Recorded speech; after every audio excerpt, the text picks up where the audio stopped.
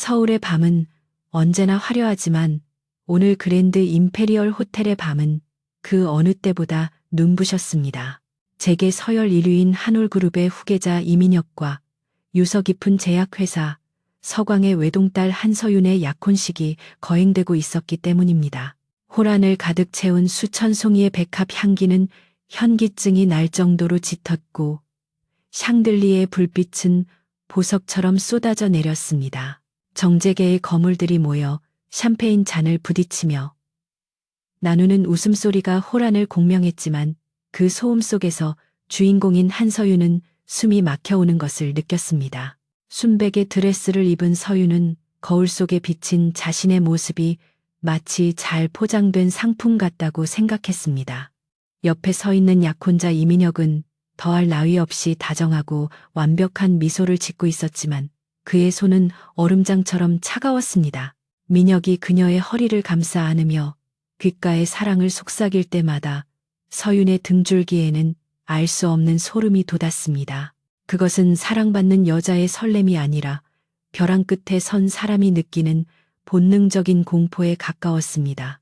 그녀는 떨리는 손을 애써 감추며 창백한 미소로 하객들에게 화답했습니다. 사회자의 엄숙한 선언과 함께 식이 절정으로 치닫고 있었습니다.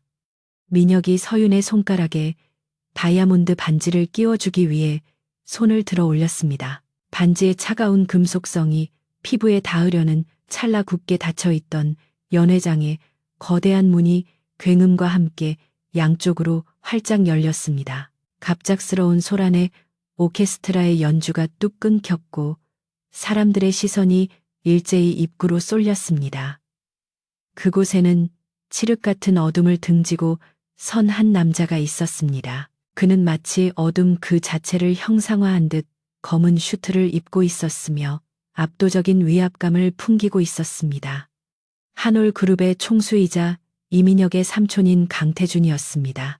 그는 천천히 하지만 맹수와 같은 걸음걸이로 버진 로드를 걸어 들어왔습니다. 그의 뒤로는 건장한 경호원들이 도열해 식장의 경비원들을 순식간에 제압하며 길을 섰습니다. 태준의 등장은 축복을 위한 방문이 아니라 마치 전장에 나서는 장군의 모습과 같았습니다. 식장은 순식간에 침묵에 휩싸였습니다.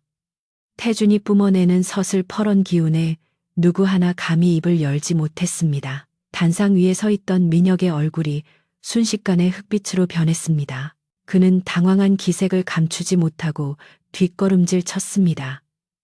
태준은 하객들에게 눈길 한번 주지 않고 오직 단상 위에 두 사람만을 응시하며 다가왔습니다. 그의 눈동자는 깊고 서늘해서 마치 영혼을 꿰뚫어 보는 듯 했습니다. 단상 바로 앞까지 걸어온 태준이 멈춰 섰습니다. 민혁이 떨리는 목소리로 입을 열었습니다. 삼촌 여긴 어떻게 오셨습니까? 오늘 제 약혼식인 거 아시지 않습니까? 민혁은 애써 웃어 보이려 했지만 입과 경련은 멈추지 않았습니다. 태준은 대답 대신 민혁을 벌레 보듯 내려다 보았습니다. 그리고 낮지만 홀 전체를 울리는 명징한 목소리로 선언했습니다. 이 약혼은 무효다. 장내가 술렁이기 시작했습니다. 카메라 플래시가 미친 듯이 터지기 시작했고 기자들은 이 충격적인 장면을 담느라 분주했습니다. 서윤은 눈앞의 상황을 이해할 수 없어 멍하니 태준을 올려다보았습니다. 소문으로만 듣던 냉혈한 강태준 총재가 왜 자신의 약혼식에 난입해 이런 행패를 부리는지 알 수 없었습니다. 태준의 시선이 비로소 서윤에게 머물렀습니다. 그 순간 서윤은 숨이 타는 듯한 강렬한 전율을 느꼈습니다. 나와 같이 가자, 한서윤. 태준은 군더더기 없는 말투로 명령했습니다. 그것은 제안이나 권유가 아니었습니다. 서윤이 뭐라 대꾸하기도 전에 태준은 단상 위로 성큼 올라와 그녀의 팔목을 낚아챘습니다. 뜨겁고 거친 손길이 닿자 서윤은 비명을 지를 뻔했습니다. 민혁이 다급하게 태준의 앞을 가로막았습니다. 삼촌 지금 뭐 하시는 겁니까? 제 여자입니다. 손 떼십시오. 민혁의 외침에는 분노보다 두려움이 섞여 있었습니다. 태주는 민혁의 말이 들리지 않는다는 듯 가볍게 어깨를 밀쳤습니다. 그 단순한 동작 하나에 민혁은 중심을 잃고 바닥으로 볼품없이 나뒹굴었습니다. 하객들 사이에서 비명이 터져 나왔습니다. 태주는 쓰러진 조카를 거들떠보지도 않고 서윤을 끌고 식장을 빠져나가기 시작했습니다. 서윤은 저항하려 했지만 태준의 힘은 절대적이었습니다. 놓으세요, 이거 놔요. 서윤이 소리쳤지만 태준은 묵묵부답으로 앞만 보고 걸었습니다. 서윤의 부모님이 기겁하며 달려 나왔습니다. 강 회장님, 이게 무슨 짓입니까?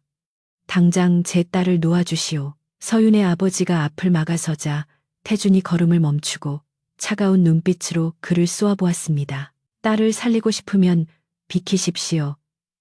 지금 당신 딸을 지옥 불구덩이에서 꺼내는 중이니.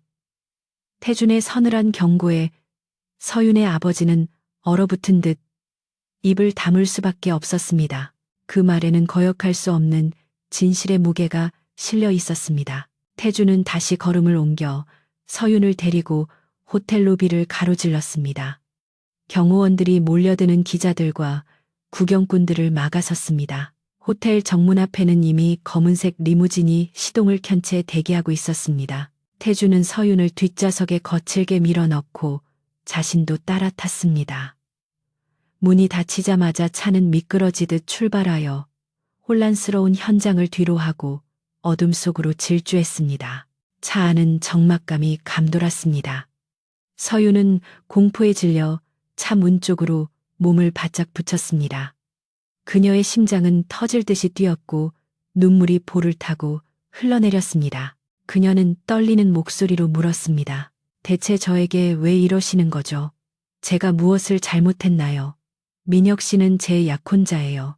서윤의 원망 섞인 절규에도 태주는 창밖만 응시하며 침묵을 지켰습니다. 그의 옆모습은 조각상처럼 차갑고 단단해 보였습니다. 한참의 침묵 끝에 태준이 천천히 고개를 돌려 서윤을 바라보았습니다.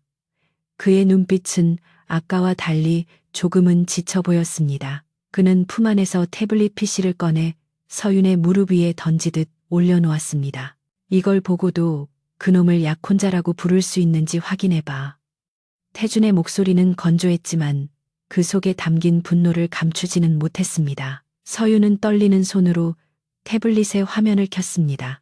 화면 속에는 조금 전 대기실에 있던 민혁의 모습이 담겨 있었습니다. 민혁은 누군가와 통화를 하고 있었는데 평소의 다정한 모습은 온데간데 없고 악마 같은 표정을 짓고 있었습니다. 오늘 식만 끝나면 그 여자는 정신병동에 처박아 버려. 서광제약의 지분은 내가 위임받는 걸로 서류 조작 끝났으니까. 약은 넉넉히 준비했지. 천천히 말라 죽게 만들어야 의심을 안 사지. 민혁의 입에서 나오는 말들은 인간의 것이라고 믿기 힘들 정도로 끔찍했습니다. 서윤은 자신의 귀를 의심했습니다. 다리가 후들거리고 속이 메스꺼워졌습니다. 그녀가 사랑한다고 믿었던 남자, 평생을 함께하기로 약속했던 남자가 사실은 그녀의 집안을 삼키고 그녀를 파멸시키려 했던 괴물이었다니. 화면 속의 민혁은 비릿한 웃음을 흘리며 통화를 마쳤습니다. 서윤의 손에서 태블릿이 미끄러져 떨어졌습니다. 그녀는 충격으로 말을 잇지 못하고 입을 틀어막았습니다. 모든 진실을 마주한 서윤은 하얗게 질린 얼굴로 태준을 바라보았습니다. 이제야 태준이 왜 식장에 난입해 자신을 끌고 나왔는지, 아버지를 향해 딸을 살리는 중이라고 말했는지 이해가 되기 시작했습니다. 하지만 이 현실은 너무나 가혹하고 믿기 힘들었습니다. 태준은 흔들리는 서윤의 눈동자를 똑바로 응시하며 말했습니다. 세상이 무너진 기분이겠지. 하지만 지금은 슬퍼할 시간도 없어. 태준은 몸을 숙여 바닥에 떨어진 태블릿을 주워들었습니다. 네가 살던 동화 속 세상은 끝났어, 한서윤. 이제부터는 진짜 전쟁이다. 태준의 목소리는 냉정했지만 그 안에는 서윤을 끝까지 지키겠다는 굳은 의지가 담겨 있었습니다. 차는 한강변을 따라 빠르게 달리고 있었고 차창 밖으로 스쳐 지나가는 서울의 야경은 비현실적으로 아름다웠습니다. 서윤은 눈물을 닦으며 주먹을 꽉 쥐었습니다. 민혁에 대한 배신감과 공포가 분노로 바뀌기 시작했습니다. 그녀는 더 이상 보호받아야 할 온실 속의 화초로 남을 수 없음을 직감했습니다. 태주는 그런 서윤의 심경 변화를 눈치챈 듯 옅은 미소를 지었습니다. 그는 넥타이를 느슨하게 풀며 등받이에 몸을 기대었습니다. 오늘 밤은 내 집에서 지내게 될 거야. 그곳만이 유일하게 안전한 곳이니까. 서윤은 고개를 끄덕였습니다. 선택의 여지가 없었습니다. 그녀는 이제 악마의 소나기에서 벗어나 더 위험해 보이지만 유일한 구원자인 이 남자의 손을 잡은 것입니다. 앞으로 펼쳐질 미래가 어떤 모습일지 알 수 없었지만 적어도 혼자가 아니라는 사실이 작은 위안이 되었습니다. 리무진은 어둠을 뚫고 태준의 요새를 향해 거침없이 나아갔습니다. 이것은 길고 긴 밤의 시작에 불과했습니다. 리무진은 서울 도심을 벗어나 북악산 자락에 한적하고 어두운 도로를 따라 한참을 달렸습니다. 차창 밖으로 보이는 풍경은 점차 화려한 네온 사인에서 짙은 숲의 어둠으로 바뀌어 갔습니다. 서윤은 불안한 눈빛으로 창밖을 내다보았지만 가로등조차 드문 이곳이 어디인지 가늠할 수 없었습니다. 그저 차가 점점 더 고립된 곳으로 향하고 있다는 사실만이 그녀의 공포심을 자극했습니다.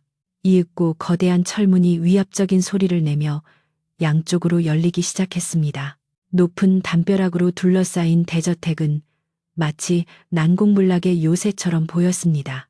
회색 콘크리트로 지어진 현대식 건물은 차가우면서도 웅장한 기운을 내뿜고 있었고 곳곳에 설치된 감시 카메라와 경비 초소는 이곳이 평범한 주거지가 아님을 말해주고 있었습니다.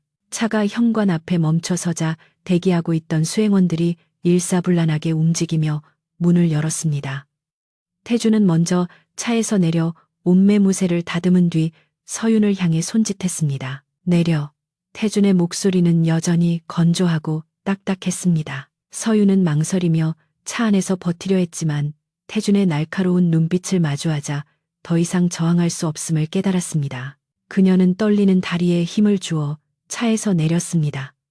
산중턱의 차가운 밤 공기가 얇은 드레스 사이로 파고들어 몸을 움츠러들게 만들었습니다. 태준은 그런 그녀를 배려할 생각도 없는 듯 성큼성큼 현관으로 걸어 들어갔습니다. 현관에 들어서자 넓은 홀이 드러났지만 그곳에는 옹기라고는 찾아볼 수 없었습니다.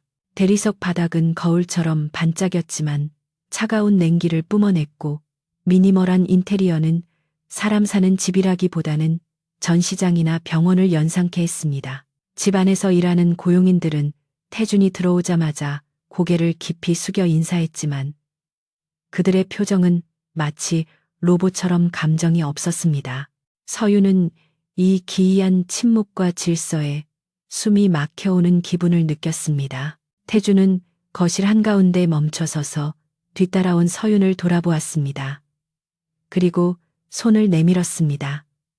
휴대폰 줘. 서윤은 반사적으로 자신의 클러치 백을 꽉 쥐었습니다. 안 돼요. 이것만은 못 줘요. 부모님께 연락해야 해요. 제가 무사하다는 걸 알려야 한다고요. 그녀의 목소리는 절박하게 떨렸습니다. 지금 당장이라도 부모님께 전화를 걸어 이 악몽 같은 상황을 설명하고 집으로 돌아가고 싶은 마음뿐이었습니다. 하지만 태준의 표정은 변하지 않았습니다. 그는 서윤에게 다가와 거칠게 클러치백을 낚아챘습니다. 지금 네 부모님께 연락하는 건 자살행위나 마찬가지야. 이민혁이 도청하고 있을 가능성이 100%다. 내 위치가 노출되면 이 집도 안전하지 않아. 태주는 클러치에서 휴대폰을 꺼내더니 주저없이 전원을 끄고 옆에 대기하고 있던 경호원에게 던져주었습니다. 이건 파기해. 그리고 외부와 연결될 수 있는 모든 통신 수단을 차단하도록. 경호원은 짧게 대답하고 휴대폰을 들고 사라졌습니다. 서윤은 믿을 수 없다는 듯 태준을 노려보았습니다. 당신 미쳤어. 이건 감금이야. 범죄라고요. 내가 여기서 나가서 경찰에 신고하면 당신은 끝이에요. 서윤은 분노를 참지 못하고 소리쳤지만 태주는 코웃음을 칠 뿐이었습니다. 경찰?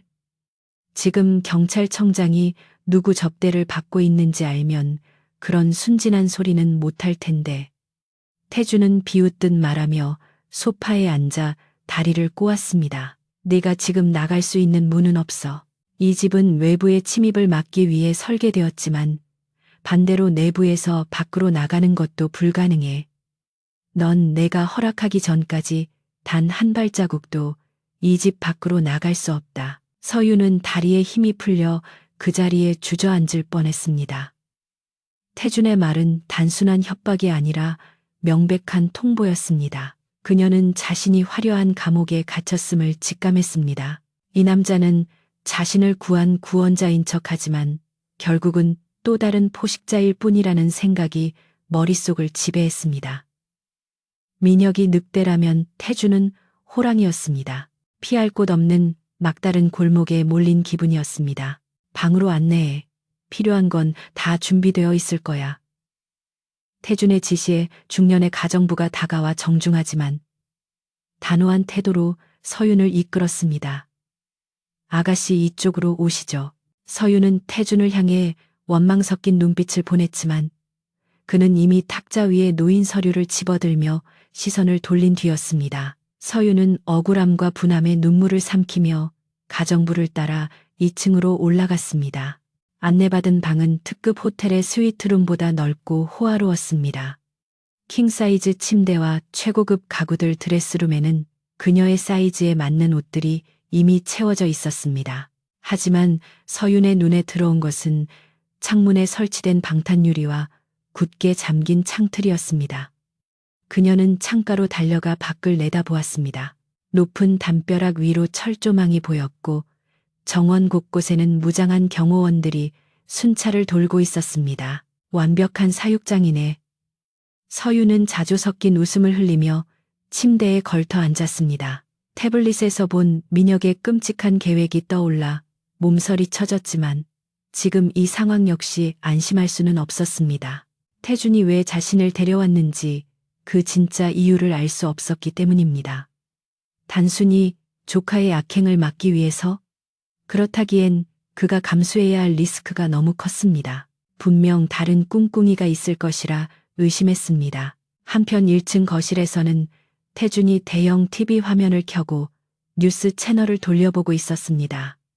예상대로 모든 방송사가 오늘 밤의 사건을 속보로 내보내고 있었습니다. 화면 하단에는 한올그룹 강태준, 총재 조카의 약혼녀 납치 의혹, 재벌가의 막장 드라마 약혼식장 난입 사건 같은 자극적인 헤드라인이 붉은 글씨로 흐르고 있었습니다. 앵커들은 흥분한 목소리로 태준의 비도덕적 행태를 비판했습니다.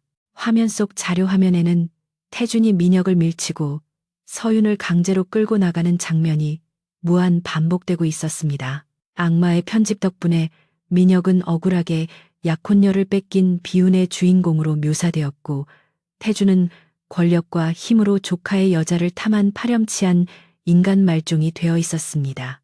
인터넷 커뮤니티와 SNS는 태준을 향한 비난으로 들끓었고 한올그룹의 불매 운동 조짐까지 보이고 있었습니다. 태준은 무표정한 얼굴로 위스키 잔을 들어 입으로 가져갔습니다. 독한 액체가 목을 타고 넘어가자 속이 뜨거워졌습니다. 그는 여론이 자신을 악마로 만드는 것을 개의치 않았습니다. 오히려 그것이 자신이 원하던 그림이기도 했습니다. 민혁이 피해자 코스프레를 하며 방심하고 있을 때가 놈의 목덜미를 물어뜯을 수 있는 가장 좋은 기회였기 때문입니다. 그는 비서실장에게 전화를 걸었습니다. 네 회장님. 수화기 너머로 긴장한 비서실장의 목소리가 들려왔습니다. 주가 동향은 어떤가? 태준은 담담하게 물었습니다. 예상대로 폭락 중입니다. 내일 장이 열리면 하한가를 기록할 것으로 보입니다. 이사회가 긴급 소집을 요구하고 있습니다. 비서실장의 보고에도 태준은 눈 하나 깜짝하지 않았습니다. 놔둬. 바닥을 쳐야 쥐새끼들이 기어 나올 테니. 태준은 전화를 끊고 2층을 올려다보았습니다. 서윤이 갇혀있는 방의 문은 굳게 닫혀 있었습니다. 그녀가 겪고 있을 공포와 혼란을 짐작할 수 있었지만 지금은 설명해 줄 수 있는 단계가 아니었습니다. 그녀가 진실을 감당하기엔 아직 너무 유약해 보였습니다. 그리고 무엇보다 그녀는 이 전쟁에서 가장 중요한 증거이자 명분이었습니다. 그녀를 안전하게 지키기 위해서는 자신이 세상의 모든 비난을 뒤집어 쓰는 편이 나았습니다. 밤이 깊어가고 저택은 죽은 듯이 고요해졌습니다. 서유는 잠들지 못하고 방 안을 서성였습니다. 벽에 걸린 시계바늘 소리가 유난히 크게 들렸습니다. 그녀는 욕실로 들어가 찬물로 세수를 하며 정신을 차리려 애썼습니다. 거울 속에 비친 자신의 얼굴은 핏기가 없이 창백했습니다. 하지만 눈빛만은 죽지 않고 살아있었습니다.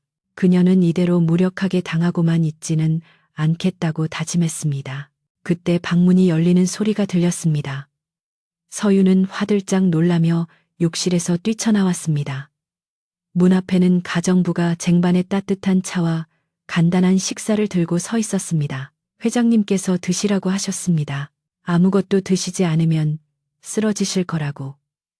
가정부는 쟁반을 테이블에 내려놓고 서윤을 쳐다보지도 않은 채 방을 나갔습니다. 문이 닫히는 소리와 함께 밖에서 잠그는 둔탁한 소리가 들렸습니다. 철저하네, 정말.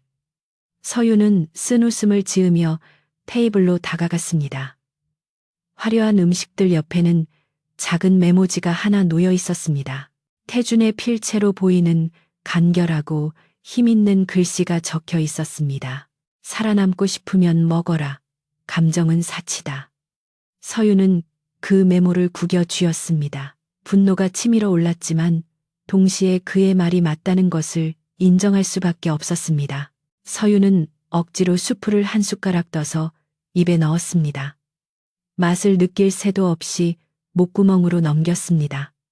살아야 한다. 살아서 민혁에게 복수하고 이 오만한 강태준에게도 자신이 만만한 상대가 아님을 보여줘야 한다.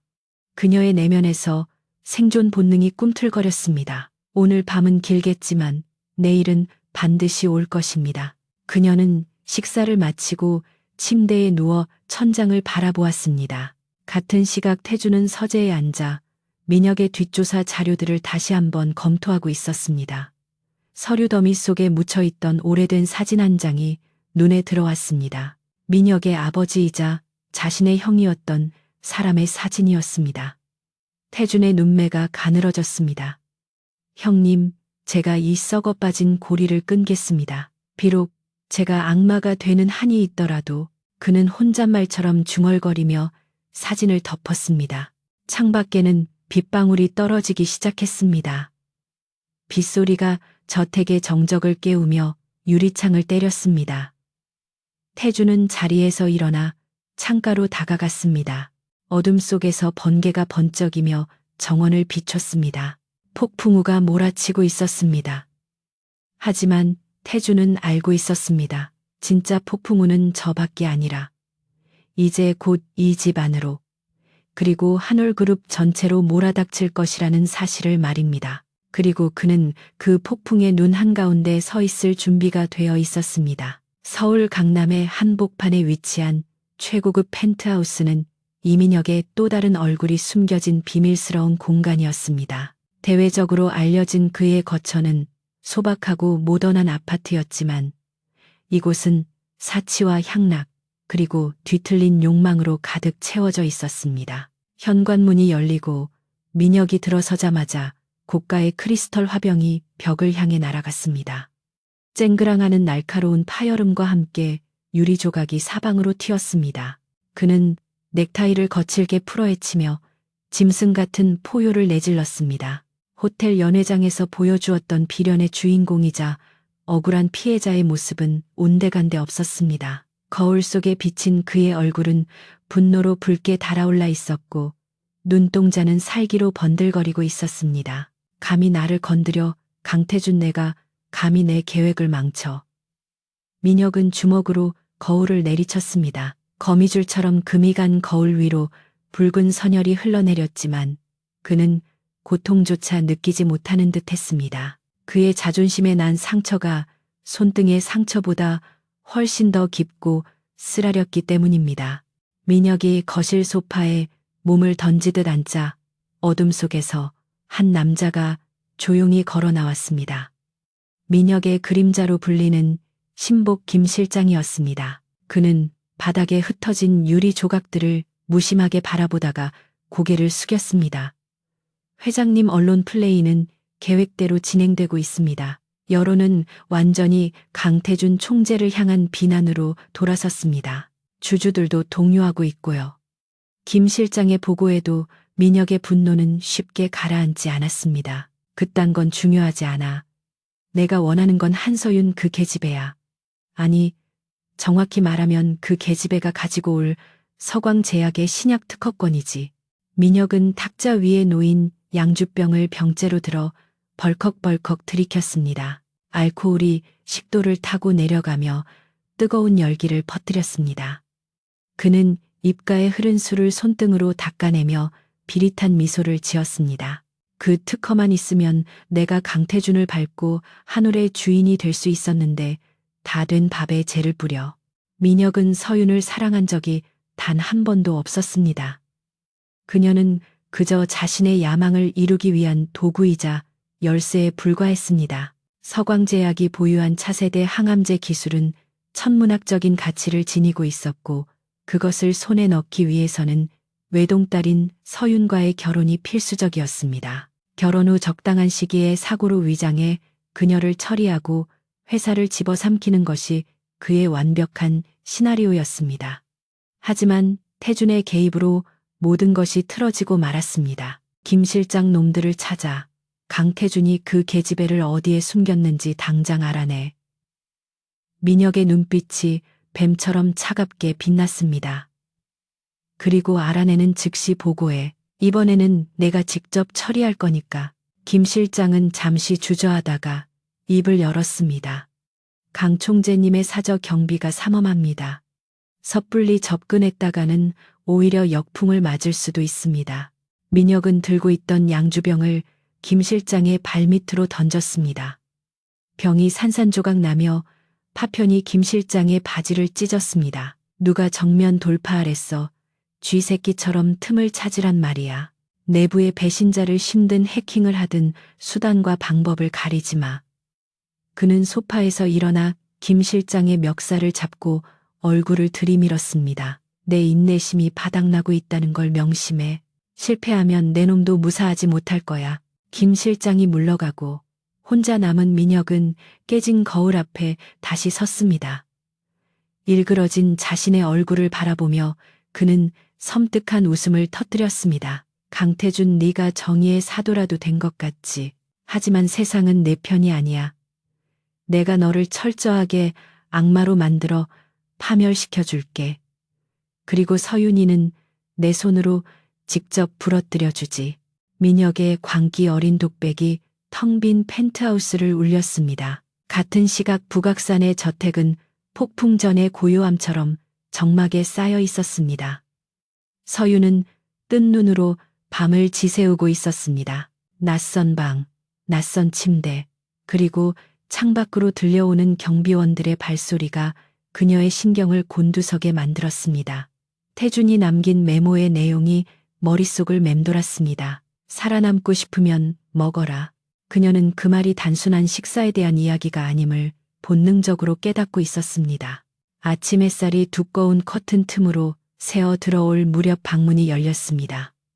어젯밤 보았던 무뚝뚝한 가정부가 들어와 서윤에게 옷가지를 건넸습니다. 씻고 나오십시오. 회장님께서 서재에서 기다리십니다. 서윤은 말없이 옷을 받아들었습니다.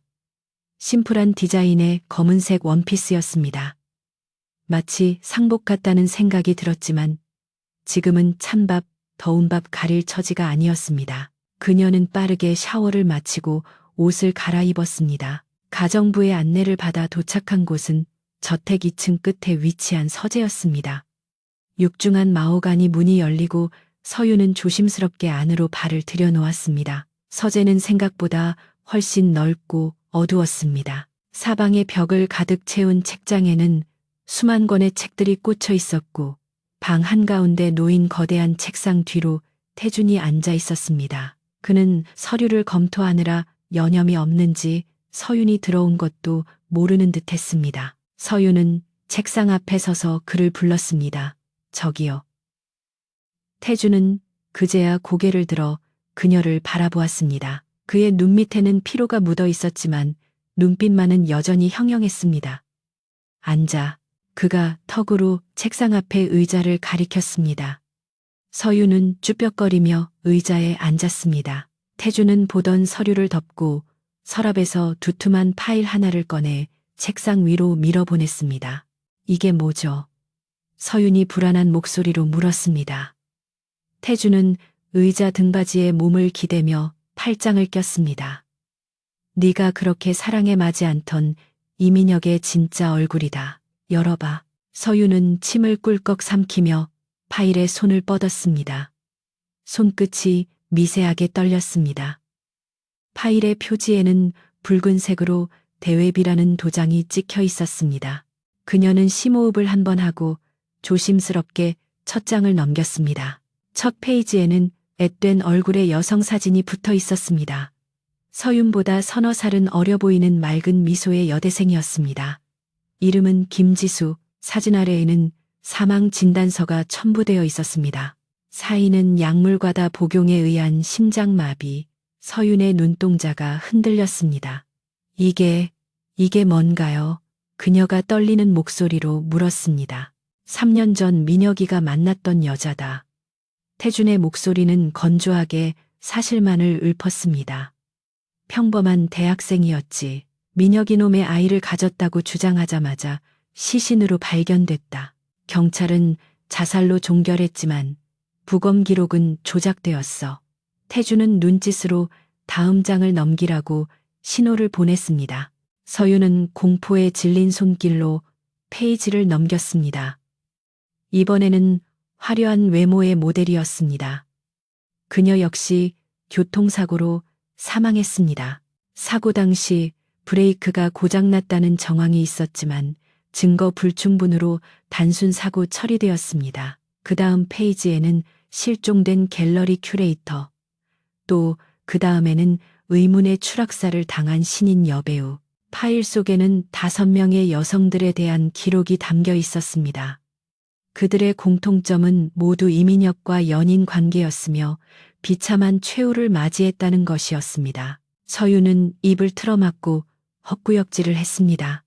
속이 뒤집히는 것 같았습니다. 사진 속의 여자들은 하나같이 민혁의 옆에서 행복하게 웃고 있었지만 그 웃음 뒤에는 죽음의 그림자가 드리워져 있었습니다. 그녀는 자신이 6번째 사진의 주인공이 될 뻔했다는 사실에 전율했습니다. 민혁이 속삭이던 사랑의 말들이 모두 거짓이었고 자신은 그저 도살장에 끌려가는 가축과 다를 바 없었다는 깨달음이 뇌리를 강타했습니다. 왜 이제야 이걸 보여주는 거죠? 진작 알려줬더라면. 서윤은 눈물을 흘리며 태준을 원망했습니다. 태준은 차가운 표정으로 대답했습니다. 네가 믿었을까? 내가 이 자료를 들고 찾아갔다면 넌 나를 질투에 눈먼 미친 삼촌 취급했겠지. 민혁이 놈은 사람의 마음을 조종하는데 천재적이야. 너도 알다시피. 태준은 자리에서 일어나 창가로 걸어갔습니다. 민혁이는 단순한 바람둥이나 쓰레기가 아니다. 놈은 타인의 고통에서 희열을 느끼고 자신의 이익을 위해서라면 살인도 서슴지 않는 소시오패스야. 이번 결혼도 너를 원해서가 아니었다. 네 아버지가 가진 신약 특허권, 그것 하나만을 노린 사기극이었지. 태준이 뒤를 돌아 서윤을 직시했습니다. 놈은 결혼식 직후 너를 정신병원에 감금하고 법적 대리인 자격을 얻어 회사를 매각할 계획이었다. 서윤은 고개를 저으며 현실을 부정하고 싶었지만 어젯밤 태블릿에서 들었던 민혁의 통화 내용과 눈앞의 자료들이 너무나 명백한 증거였습니다. 그녀는 책상에 엎드려 오열했습니다. 자신의 어리석음과 순진함이 뼈저리게 후회되었습니다. 사랑이라고 믿었던 모든 것이 사상 누각처럼 무너져 내렸습니다. 그녀의 울음소리가 무거운 서재의 공기를 갈랐습니다. 태주는 그녀에게 다가가거나 위로하지 않았습니다. 그저 그녀가 감정을 토해낼 때까지 묵묵히 기다려 주었습니다. 지금 그녀에게 필요한 것은 섣부른 위로가 아니라 뼈아픈 현실을 받아들이고 각성하는 과정이었습니다.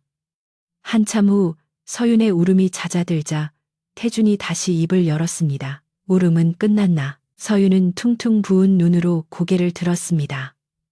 눈물로 얼룩진 얼굴이었지만 눈빛만은 아까보다 한층 독해져 있었습니다. 그녀는 손등으로 눈물을 훔치며 물었습니다. 제가 어떻게 해야 하죠? 태주는 만족스러운 듯 옅은 미소를 지었습니다. 그는 책상 서랍에서 또 다른 서류 봉투를 꺼내 서윤에게 건넸습니다.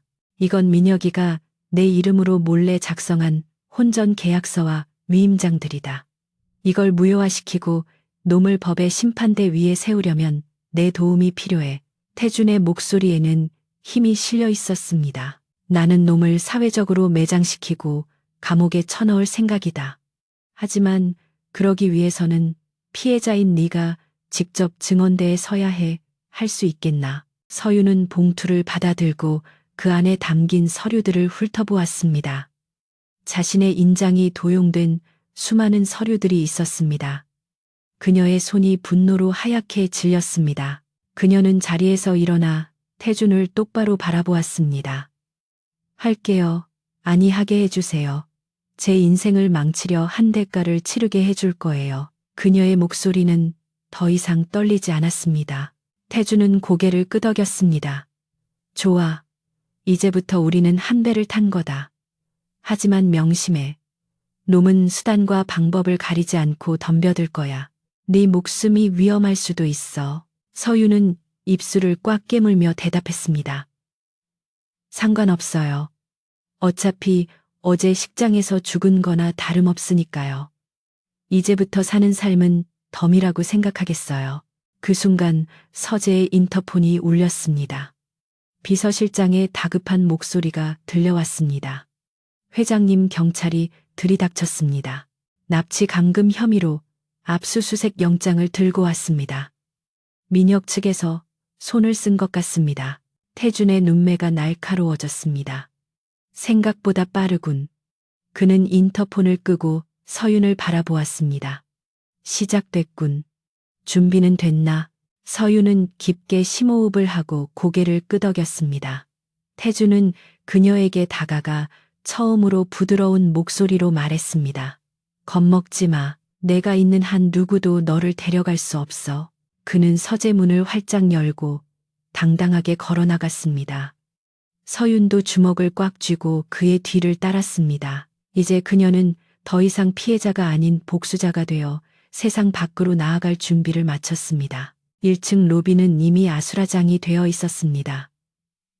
제복을 입은 경찰들과 태준의 경호원들이 대치하고 있었고 그 사이로 기자들의 카메라가 번쩍이고 있었습니다.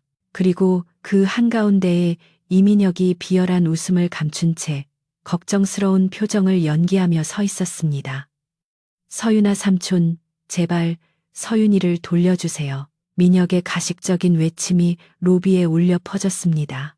태준이 계단 위의 모습을 드러내자 모든 시선이 그에게 쏠렸습니다.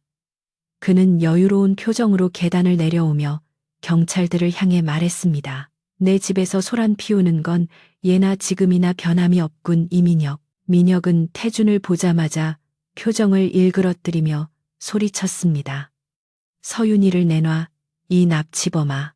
그때 태준의 등 뒤에서 서윤이 천천히 모습을 드러냈습니다. 그녀의 등장에 플래시 세례가 쏟아졌고 민혁의 눈동자가 흔들렸습니다. 서윤은 차가운 눈빛으로 민혁을 내려다보았습니다.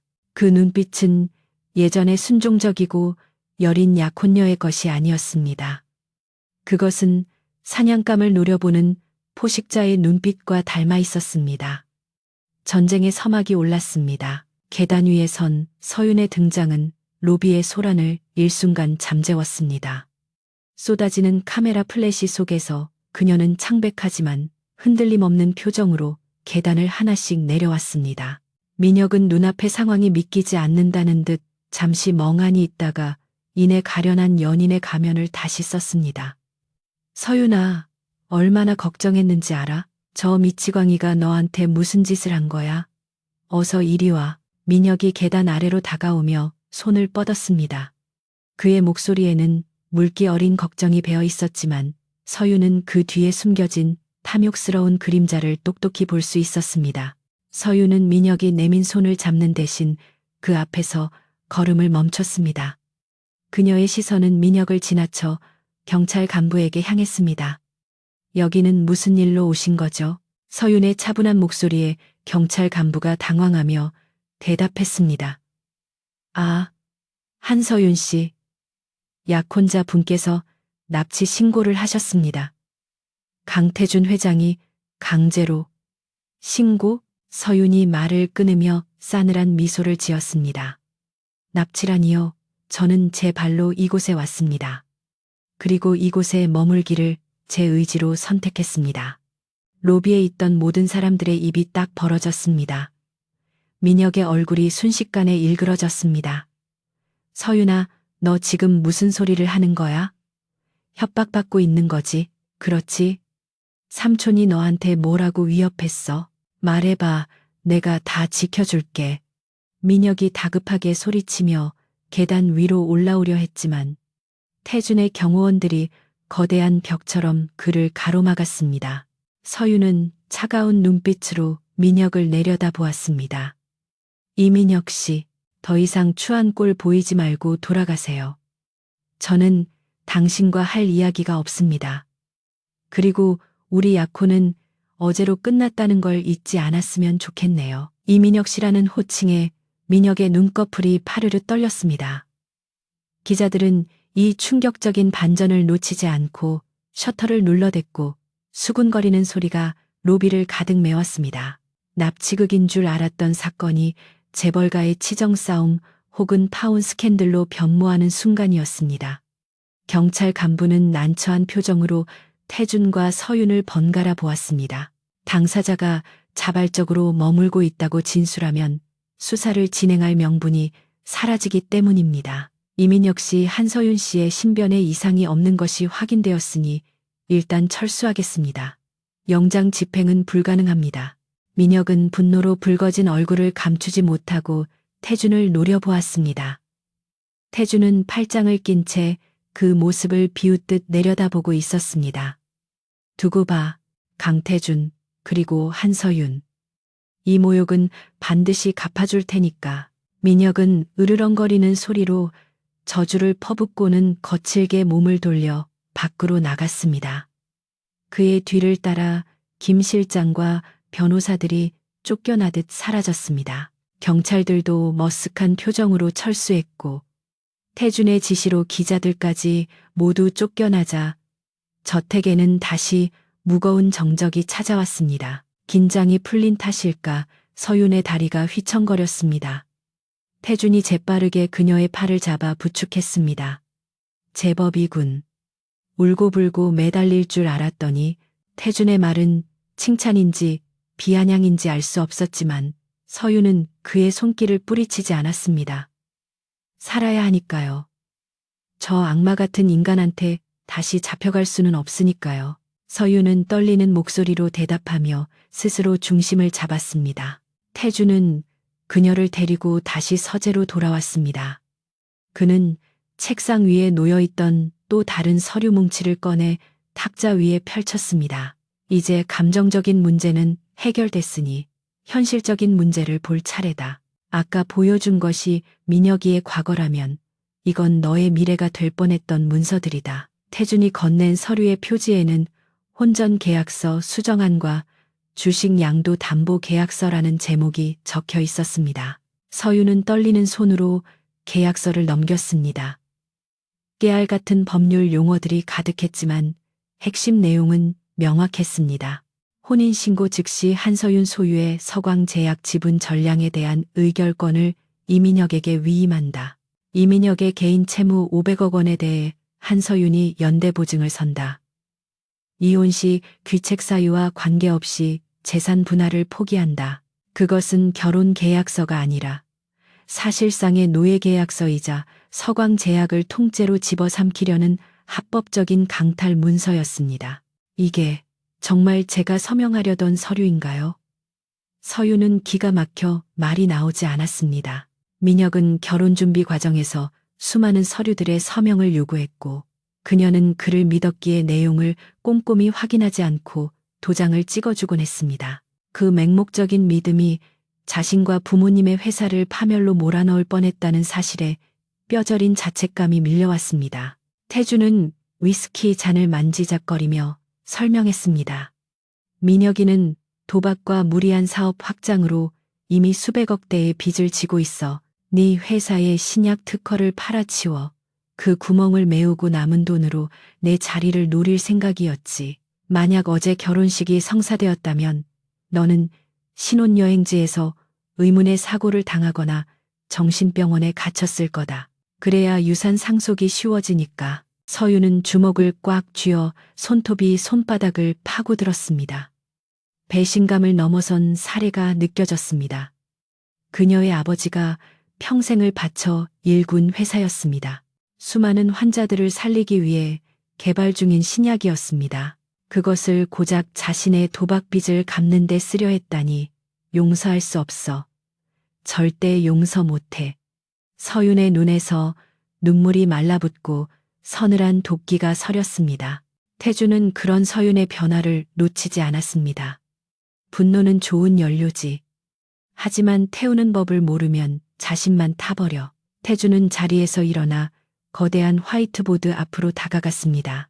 그곳에는 한올그룹과 서광제약의 지분 구조도 그리고 이사회의 파벌 관계도가 복잡하게 그려져 있었습니다.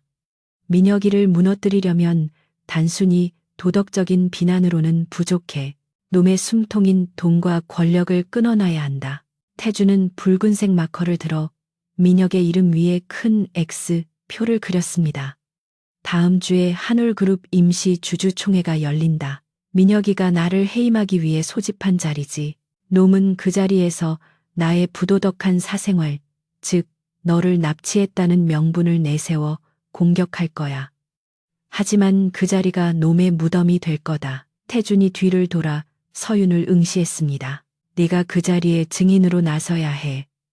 네가 겪은 모든 일 민혁이가 꾸민 음모, 그리고 이 노예 계약서까지 세상 사람들 앞에서 낱낱이 폭로하는 거다. 할 수 있겠나? 수천 명의 주주들과 기자들 앞에서 내 치부를 드러내야 할 수도 있어. 태준의 경고에도 서윤은 망설이지 않았습니다. 하겠어요. 아니, 해야만 해요. 서윤은 자리에서 일어나 화이트보드 앞으로 걸어갔습니다. 그녀는 태준이 그린 지분 구조도를 응시하며 손가락으로 한 곳을 가리켰습니다. 서광제약의 2대 주주가 아직 중립을 지키고 있네요. 이 사람을 설득하면 민혁 씨의 자금줄을 완전히 차단할 수 있지 않나요? 그녀의 날카로운 지적에 태준의 눈썹이 꿈틀했습니다. 단순히 보호받는 피해자가 아니라 전략을 이해하고 반격의 수를 읽어내는 그녀의 모습에서 태준은 가능성을 보았습니다. 서유는 약학을 전공했지만 경영 수업도 게을리하지 않았던 수재였습니다. 사랑이라는 안대에 눈이 가려져 있었을 뿐 본래 총명한 여자였습니다. 맞다. 그 2대 주주는 네 아버지의 오랜 친구이자 원칙주의자지. 네가 직접 나서서 진실을 밝힌다면 돌아설 가능성이 높아. 태주는 책상 서랍에서 스마트폰 하나를 꺼내 서윤에게 건넸습니다. 새 전화기다. 도청 방지 프로그램이 깔려 있어. 이걸로 필요한 사람들과 연락해. 하지만 민혁이 쪽 사람들은 절대 안 된다. 서윤은 전화기를 받아들고 굳게 다짐했습니다. 회장님, 저를 도와주셔서 감사합니다. 하지만 이건 빚이라고 생각하지 않을게요. 우리는 공동의 적을 둔 파트너니까요. 태주는 피식 웃음을 터뜨렸습니다. 파트너라, 나쁘지 않군. 강태준과 파트너를 맺은 사람은 네가 처음이야. 두 사람 사이에 처음으로 묘한 신뢰의 기류가 흘렀습니다. 그것은 남녀 간의 애정보다는 전우애에 가까운 감정이었습니다. 그날 밤 서윤은 잠자리에 들기 전 태준이 준 자료들을 완벽하게 숙지했습니다. 민혁의 비자금 계좌 내역 차명으로 설립한 페이퍼 컴퍼니, 그리고 과거 여성들과의 관계도까지. 그녀는 밤새도록 그 역겨운 진실들을 머릿속에 각인시켰습니다. 눈물을 흘릴 시간은 지났습니다. 이제는 칼을 갈아야 할 시간이었습니다. 창밖에는 다시 비가 내리기 시작했습니다. 빗소리에 섞여 멀리서 천둥소리가 들려왔습니다. 민혁은 분명히 반격을 준비하고 있을 것입니다. 그가 가만히 당하고만 있을 위인이 아니라는 것을 서윤은 누구보다 잘 알고 있었습니다. 하지만 이번에는 혼자가 아니었습니다. 그녀의 곁에는 냉혹하지만 가장 강력한 방패인 강태준이 있었습니다. 서윤은 창문에 비친 자신의 얼굴을 바라보며 중얼거렸습니다. 기다려, 이민혁. 네가 씌워준 이 더러운 면사포. 네 목을 조르는 밧줄로 돌려줄 테니까. 어둠 속에서 그녀의 눈동자가 차갑게 빛났습니다. 복수를 위한 완벽한 준비가 끝났습니다. 이민혁의 반격은 예상보다 훨씬 치밀하고 비열한 방식으로 시작되었습니다. 그는 단순히 변호사를 대동해 법적 공방을 벌이는 고전적인 방법을 선택하지 않았습니다. 대신 그는 현대사회에서 가장 강력한 무기인 여론을 등에 업고 강태준을 난도질하기 시작했습니다. 인터넷 포털 사이트와 SNS는 태준에 대한 악성 루머로 도배되었습니다. 강태준 회장이 과거에도 여직원들을 성희롱했다거나 비자금을 조성해 해외로 빼돌렸다는 확인되지 않은 지라시들이 사실인 양 퍼져나갔습니다. 한울그룹 본사 앞에는 민혁이 고용한 것으로 추정되는 시위대가 진을 치고 있었습니다. 그들은 부도덕한 경영진 퇴진, 납치범 강태준 구속이라는 붉은 머리띠를 두르고 확성기로 구호를 외쳐댔습니다. 민혁은 그들 앞에서 눈물을 훔치는 퍼포먼스를 선보이며 카메라 플래시 세례를 즐겼습니다. 그는 기자들 앞에서 떨리는 목소리로 삼촌이 제정신으로 돌아와 서윤이를 돌려주기만을 바란다고 호소하며 대중의 동정심을 자극했습니다. 이러한 여론전은 곧바로 주식 시장에 반영되었습니다. 한울그룹의 주가는 연일 하락세를 면치 못했고 투자자들의 불안 심리는 극에 달했습니다. 민혁은 이 타이밍을 놓치지 않고 이사회를 움직였습니다.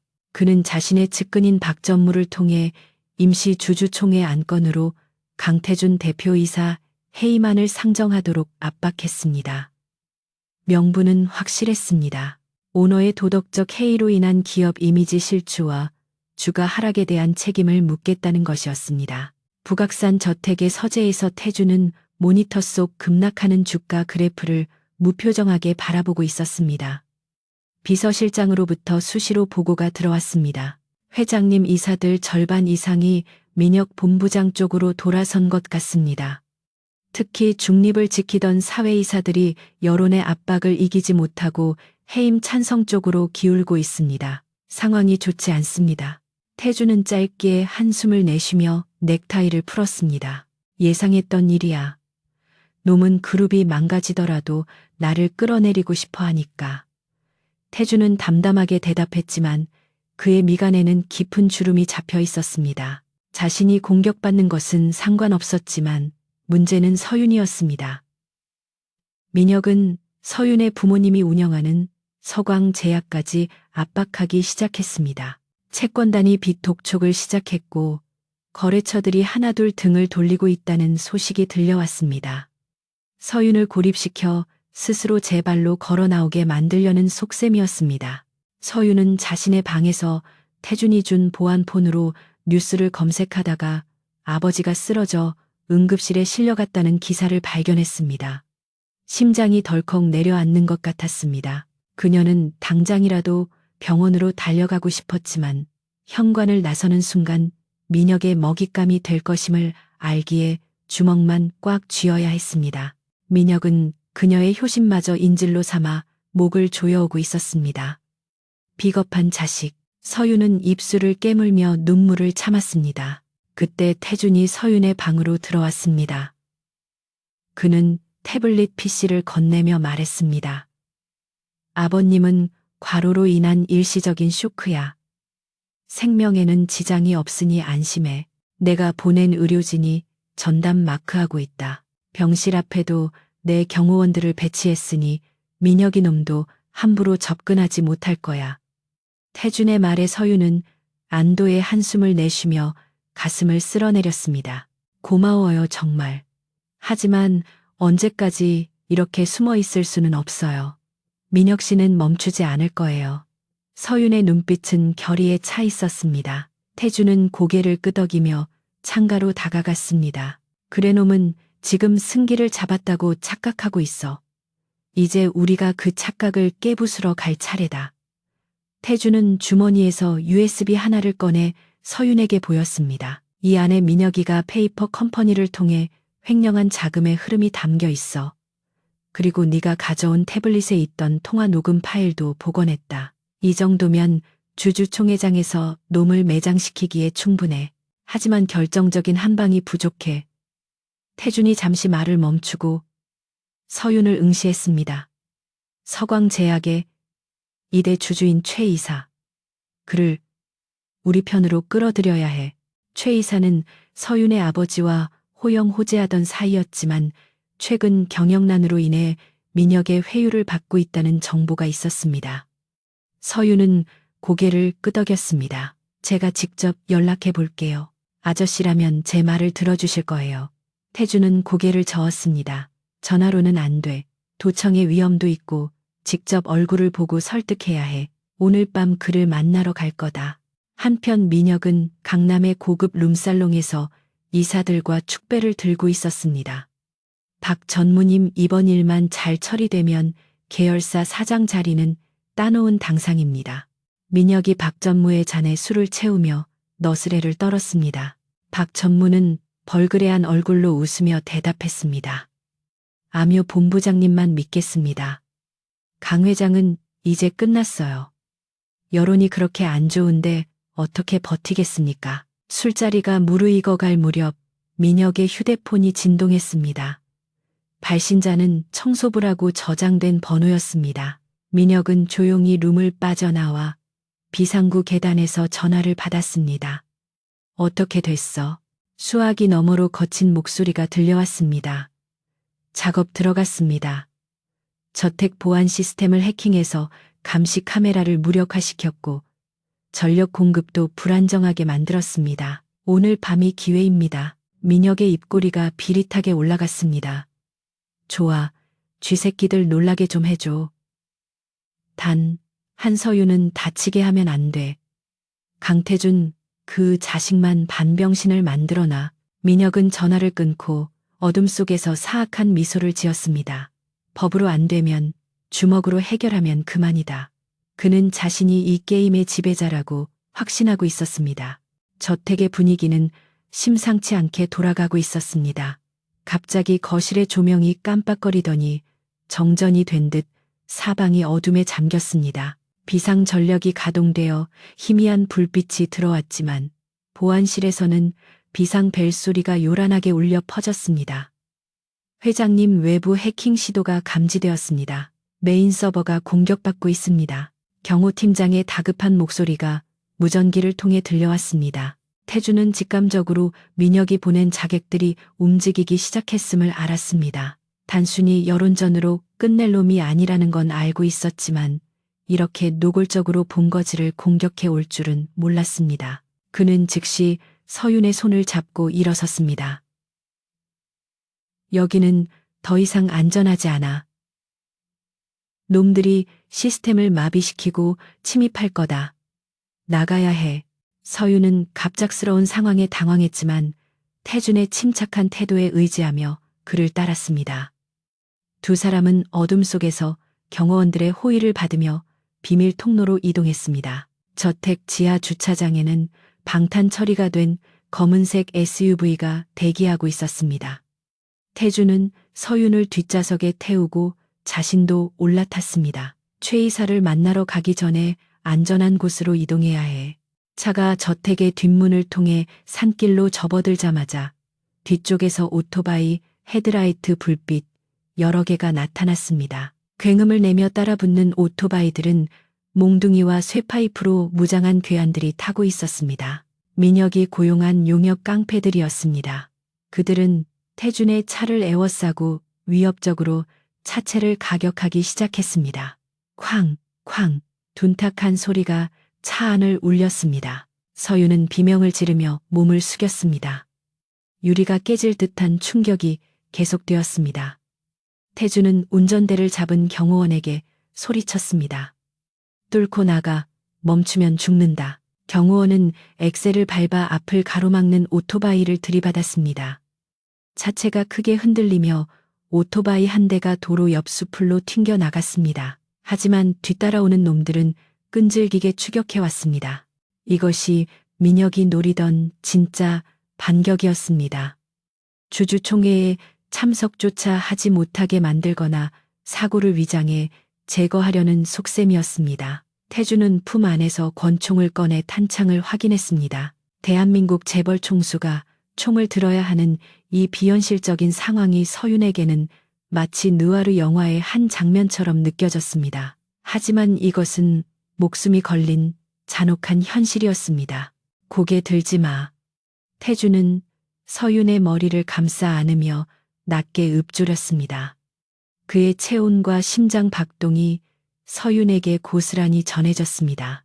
극한의 공포 속에서도 이상하게 그의 품 안에서는 안도감이 느껴졌습니다. 차는 빗길을 미친 듯이 질주하며 추격자들과의 거리를 벌리려 애썼습니다. 타이어 타는 냄새와 빗소리 그리고 엔진의 굉음이 뒤섞여 혼란스러운 밤을 만들었습니다. 태준의 차를 뒤따르던 경호 차량들이 추격자들을 막아서며 도로 위에서 격렬한 충돌이 일어났습니다. 쾅하는 폭발음과 함께 불길이 치솟는 모습이 백미러를 통해 보였습니다. 태준은 뒤를 돌아보지 않았습니다. 지금은 멈출 수 없었습니다. 그는 이를 악물고 앞만 응시했습니다. 이민혁, 내 놈이 선을 넘었어. 이제 자비는 없다. 태준의 눈빛은 그 어느 때보다 차갑고 위험하게 빛나고 있었습니다. 한참의 추격전 끝에 태준 일행은 추격자들을 따돌리고 도심 외곽의 안전 가옥에 도착했습니다. 낡은 창고처럼 위장된 곳이었지만 내부는 최첨단 설비가 갖춰진 태준의 비밀 아지트였습니다.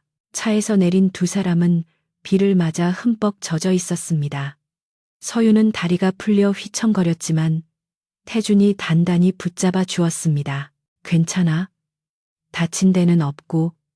태준이 서윤의 얼굴을 살피며 물었습니다. 평소의 냉철함은 온데간데 없고 진심 어린 걱정이 묻어났습니다. 서윤은 고개를 끄덕이며 거친 숨을 몰아쉬었습니다. 괜찮아요. 회장님은요? 그녀의 질문에 태준은 피식 웃으며 젖은 머리카락을 쓸어 넘겼습니다. 이 정도는 아무것도 아니야. 다만 오늘 밤 최 이사를 만나는 건 불가능해졌군. 하지만 전화 위복이었습니다. 민혁의 무리한 공격은 오히려 그가 얼마나 초조해하고 있는지를 반증하는 것이었습니다. 태준은 젖은 옷을 털어내며 서윤에게 말했습니다. 놈은 오늘 실패했으니 내일 더 큰 무리수를 둘 거야. 주주총회장은 그야말로 전쟁터가 되겠지. 준비됐나? 서윤은 젖은 옷이 몸에 달라붙는 것도 잊은 채 결의에 찬 눈빛으로 대답했습니다. 네, 피하지 않겠어요. 제가 겪은 공포만큼 돌려줄 거예요. 서윤의 눈동자 속에서 두려움은 사라지고 복수의 불꽃이 타오르고 있었습니다. 태준은 그런 그녀를 보며 확신했습니다. 이 여자는 더 이상 보호 대상이 아니라 자신의 가장 강력한 무기라고. 폭풍우 치는 밤 두 사람은 다가올 최후의 결전을 위해 전열을 가다듬었습니다. 내일은 모든 것이 끝나는 날이 될 것입니다. 안전 가옥의 내부는 겉모습과 달리 최신식 설비와 아늑한 인테리어로 꾸며져 있었습니다. 벽난로에서 타닥거리는 장작 소리가 빗소리와 섞여 기묘한 안도감을 주었습니다. 태준은 젖은 재킷을 벗어 던지고 수건을 가져와 서윤에게 건넸습니다. 그의 셔츠는 비에 젖어 근육질의 몸매가 은은하게 드러났고 빗물에 젖은 머리카락은 평소의 완벽한 스타일링 대신 야성적인 매력을 풍기고 있었습니다. 서유는 수건을 받아들고 머리에 물기를 털어내며 훔쳐보듯 그를 바라보았습니다. 다친 데는 정말 없는 건가? 태준이 구급상자를 들고 다가와 물었습니다. 서윤의 팔뚝에 긁힌 작은 상처를 발견한 그의 눈썹이 꿈틀했습니다. 아까 차 안에서 유리 파편에 긁힌 듯 했습니다. 이 정도는 괜찮아요. 아까 상황에 비하면 생채기 수준이죠. 서윤은 애써 웃어 보였지만 태주는 말없이 그녀의 팔을 잡아 소독약을 발랐습니다. 차가운 약 기운과 달리 그의 손길은 투박하지만 조심스럽고 따뜻했습니다. 미안하다. 내 계산보다 놈들이 더 막 나가더군. 태준이 낮은 목소리로 사과했습니다. 대한민국 최고의 재벌 총수가 고작 조카의 비행을 막지 못해 이런 산골짜기까지 도망쳐왔다는 사실이 그의 자존심을 건드린 듯 했습니다. 서유는 고개를 저었습니다. 아니요. 회장님이 아니었으면 전 이미 죽었거나 더 끔찍한 꼴을 당했을 거예요. 사과는 그 사람, 아니 그 짐승이 해야죠. 치료를 마친 태주는 소파 맞은편에 앉아 위스키 한 잔을 따랐습니다. 독한 술 기운이 필요해 보였습니다. 오늘 최 이사를 만나지 못한 건 아쉽지만 상관없어. 어차피 그를 설득하는 건 확률 싸움이었으니까. 나는 도박보다는 확실한 승부를 좋아해. 태준의 눈빛이 다시 냉철한 전략가의 것으로 돌아왔습니다. 그는 안전가옥의 안쪽에 있는 방문을 향해 고갯짓을 했습니다. 이곳에 온 진짜 이유는 단순히 피신하기 위해서가 아니다. 보여줄 게 있어. 서윤의 의아해하는 눈빛을 뒤로 하고 태준이 방문을 열었습니다. 방 안에서 휠체어를 탄 한 여성이 조심스럽게 나왔습니다. 그녀의 얼굴 반쪽은 화상 흉터로 일그러져 있었지만 나머지 반쪽은 서윤이 태준의 서재에서 봤던 파일 속의 사진과 똑같았습니다. 3년 전 민혁의 아이를 임신했다가 의문의 화재 사고로 사망 처리되었던 여배우 이수진이었습니다. 서윤은 입을 틀어막고 자리에서 벌떡 일어났습니다. 살아있었어요. 분명 죽었다고. 서윤의 목소리가 떨렸습니다.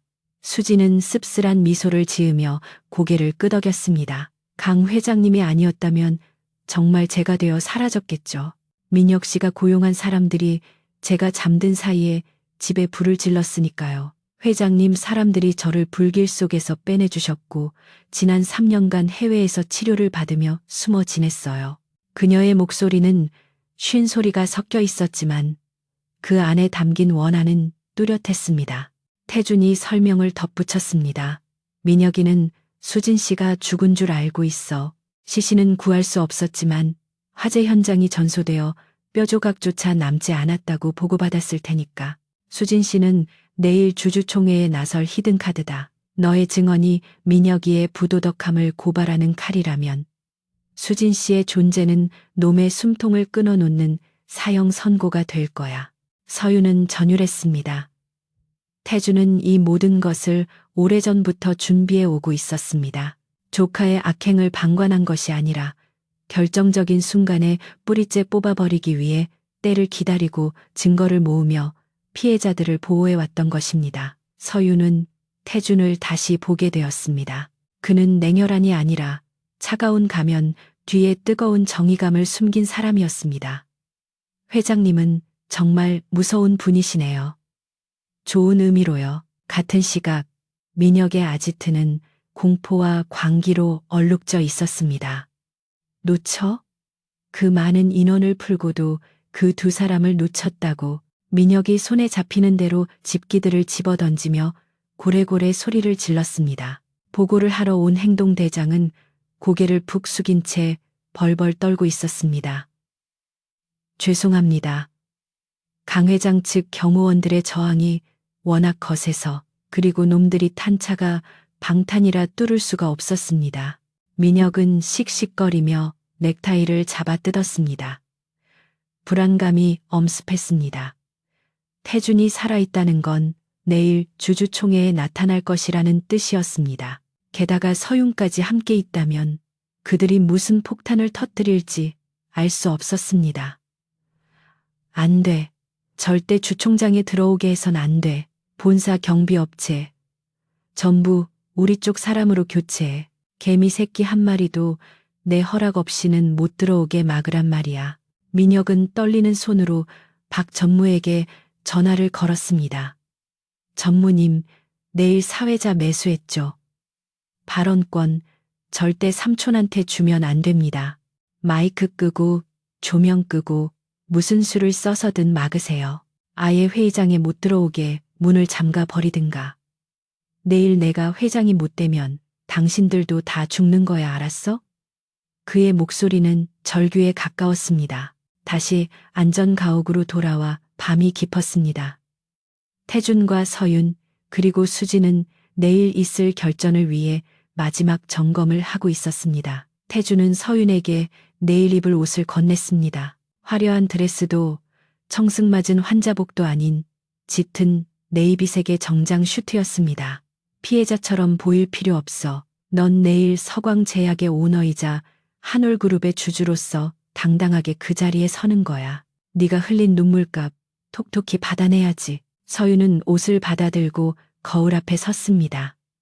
슈트는 그녀의 몸에 맞춤처럼 딱 맞았습니다. 거울 속의 자신은 더 이상 며칠 전 약혼식장에서 떨던 여린 신부가 아니었습니다. 눈빛은 깊어졌고 인매는 단단해졌습니다. 그녀는 태준을 돌아보며 물었습니다. 회장님은 왜 이렇게까지 하시는 거죠? 그냥 민혁 씨를 쳐내고 회사를 지키는 거라면 저 없이도 충분히 하실 수 있었잖아요. 태준은 잠시 침묵하다가 창밖의 빗줄기를 바라보며 대답했습니다. 형님이 돌아가시기 전에 남긴 유언이 있었다. 괴물은 만들지 마라 다오. 하지만 난 실패했어. 민혁이를 괴물로 키운 건 방관했던 내 책임도 있다. 그래서 내 손으로 결자해지 하려는 거야. 그리고 그가 서윤을 똑바로 바라보았습니다. 너를 처음 봤을 때 벼랑 끝에 선 내 모습 같았거든. 살리고 싶었다. 그뿐이야. 그 짧은 대화 속에 담긴 진심이 서윤의 가슴을 울렸습니다. 두 사람 사이에는 말로 설명할 수 없는 깊은 유대감이 형성되었습니다. 그것은 사랑보다 무겁고 우정보다 진한 생사를 함께한 동지애였습니다. 서윤은 고개를 끄덕였습니다. 내일 반드시 이겨요, 우리. 아니, 이길 거예요. 날이 밝았습니다.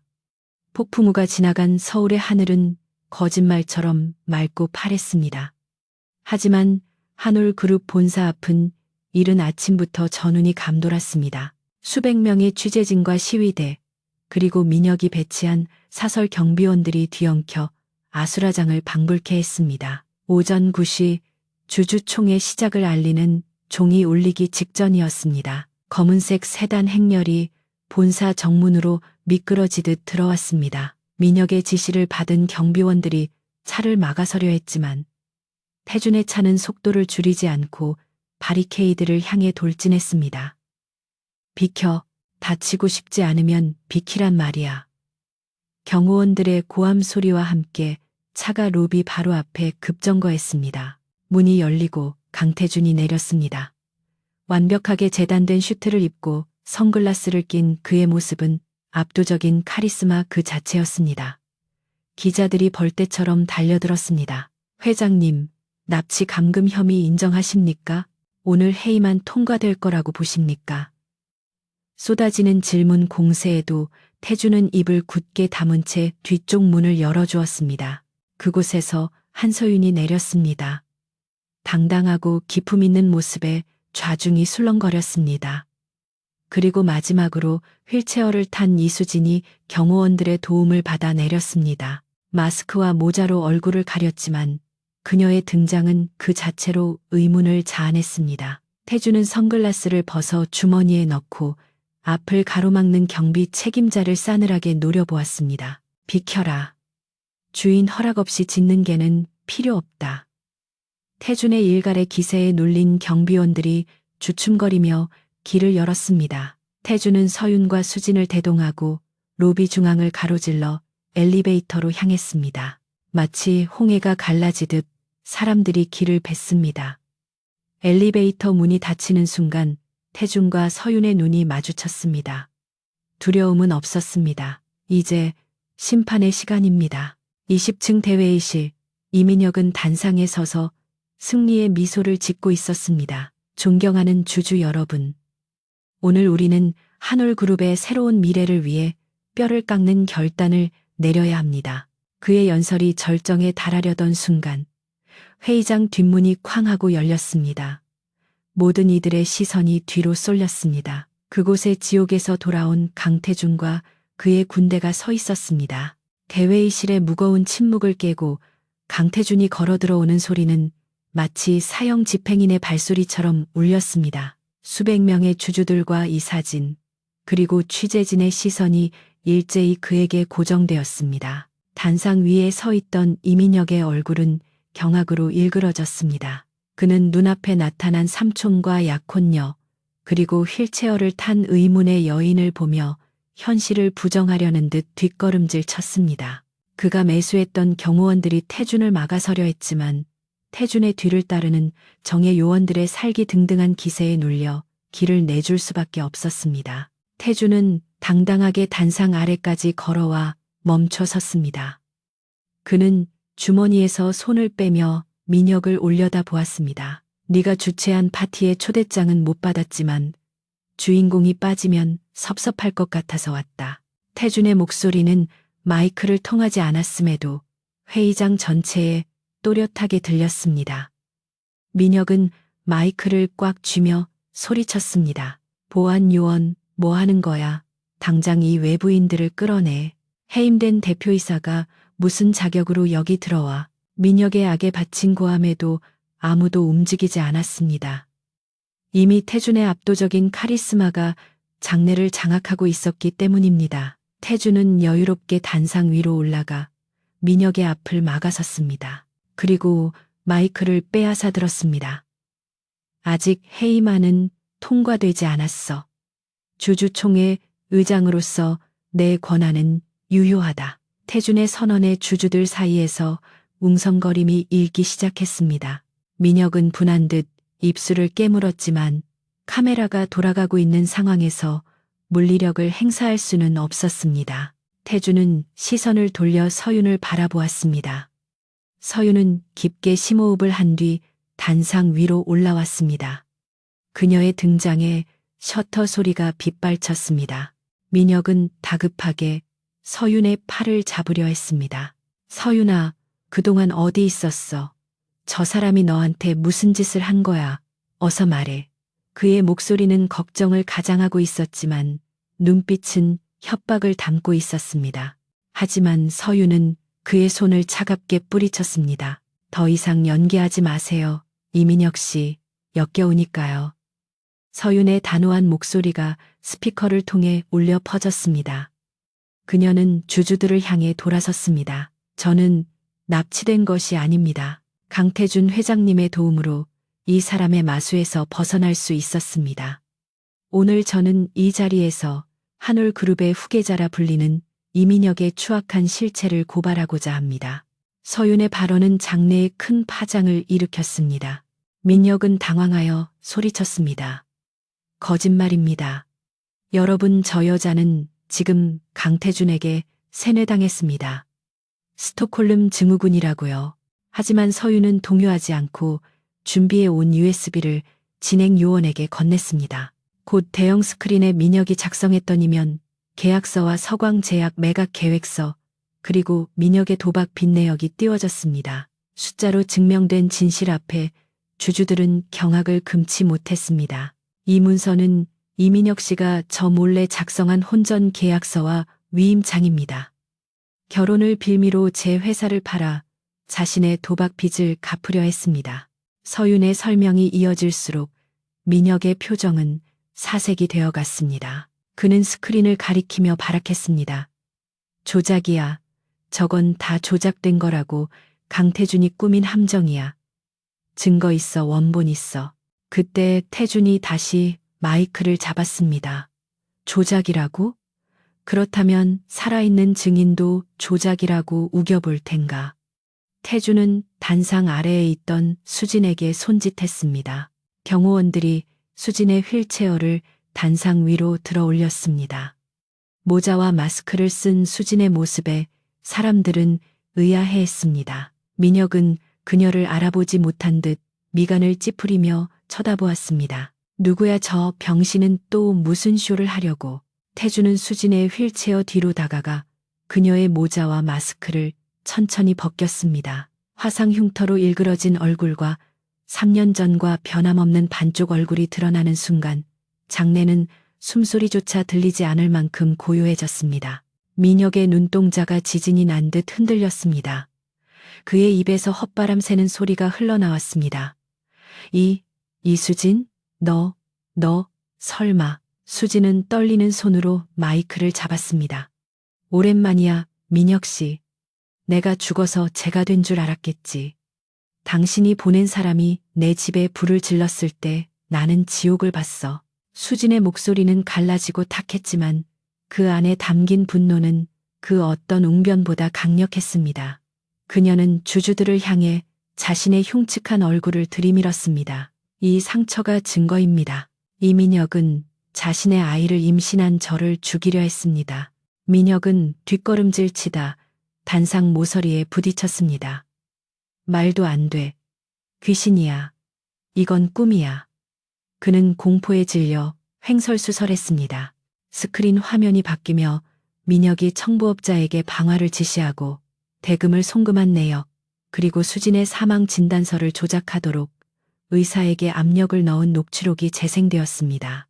민혁의 목소리가 회의장에 울려 퍼지자 주주들은 야유를 보내기 시작했습니다. 살인마 물러나라. 저런 범죄자가 경영이라니 말도 안 된다. 객석 곳곳에서 분노의 목소리가 터져 나왔습니다. 민혁을 지지하던 이사들과 박 전무조차 사태의 심각성을 깨닫고 슬금슬금 자리를 피하려 했습니다. 궁지에 몰린 민혁의 얼굴이 붉게 달아오르더니 이내 광기로 뒤덮였습니다. 그는 갑자기 테이블 위에 있던 유리물병을 집어들고 수진을 향해 달려들었습니다. 죽어, 이년아. 왜 살아 돌아와서 내 앞길을 막아 죽어버려.